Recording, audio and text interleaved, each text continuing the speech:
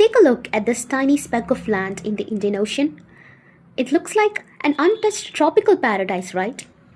But this is Great Nicobar Island, and it is currently at the center of an 81,000 crore rupee geopolitical, economic, and environmental battle. The Indian government is moving forward with a massive mega infrastructure blueprint called the Great Nicobar Project.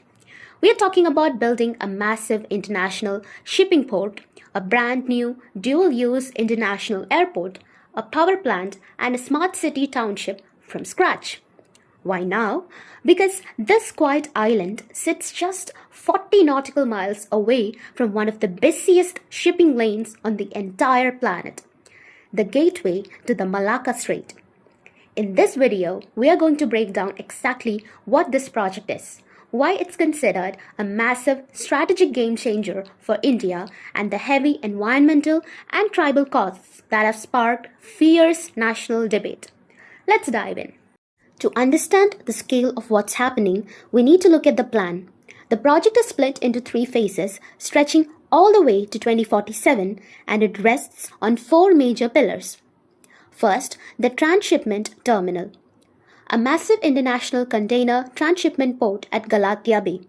It's designed to handle over 14 million shipping containers. But why the Galathea Bay? Because it has a natural water depth of over 20 meters, which is deep enough to park the biggest cargo ships in the world. Second, the Greenfield International Airport. The government recently finalized a 13,000 crore rupee plan for a dual-use military and civilian airport. It'll start by handling 1 million passengers a year with room to scale up to 10 million. Third, the power plant. To keep all of this running, they're setting up a gas and solar hybrid power plant to replace the old polluting diesel generators currently used on the islands. Fourth, the township. Finally, a brand new planned township spanning over 16,000 hectares to house the workers, families, and businesses that will flock into this new maritime hub. Now let's talk about why the government and strategic experts are pushing so hard for this. What are the biggest pros? The economic blind spot. Right now, India's main coastal ports lack deep water berths needed for giant motherships. Because of this, nearly 75% of India's transshipment cargo has to be routed through the foreign hubs like Colombo in Sri Lanka or Singapore. That means India is losing out on massive amounts of revenue and control. Galathea Bay will completely change that, keeping that money and business right here at home. Second, geopolitical game board. Look at the map again. Great Nicobar sits right next to 6-degree channel, the vital sea lane feeding straight into the Malacca Strait. A huge chunk of global trade and crucially, China's energy supplies passes right through here. By building a naval enclave and an airport controlled by the Indian Navy, India establishes a critical forward operating base. It massively boosts India's maritime surveillance and defense posture in the Indo-Pacific. Third, regional growth. The project is projected to create over 1 lakh direct and indirect jobs, transforming a remote region into a flourishing economic hub. But a mega project of this scale doesn't just happen out in a vacuum. It comes with deep, irreversible costs. And this is where the controversy explodes. Let's look at the cons. First, the environmental toll. Great Nicobar is an incredibly biodiverse biosphere reserve.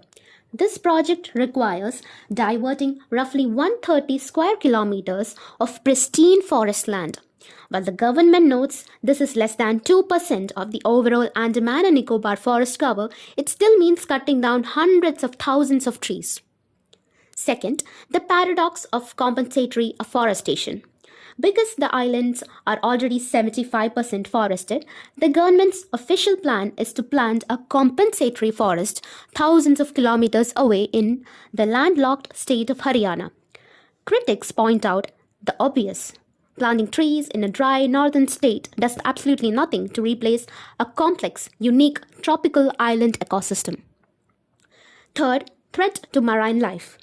Galatea Bay is one of the most critical nesting sites in the world for the giant leatherback turtle.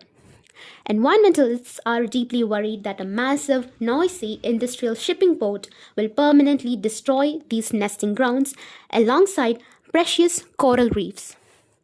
Third, the tribal welfare dilemma.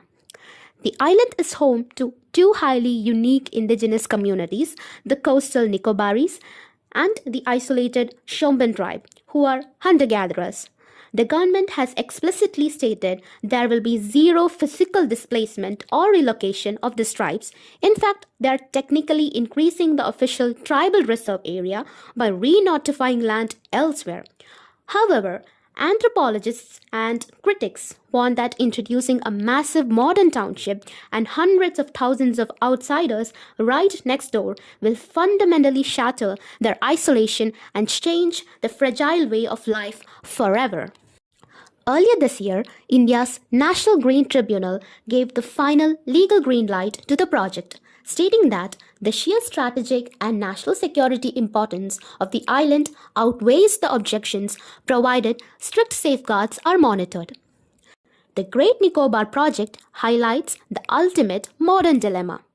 How do you balance essential national security and economic growth with the preservation of irreplaceable nature and indigenous heritage?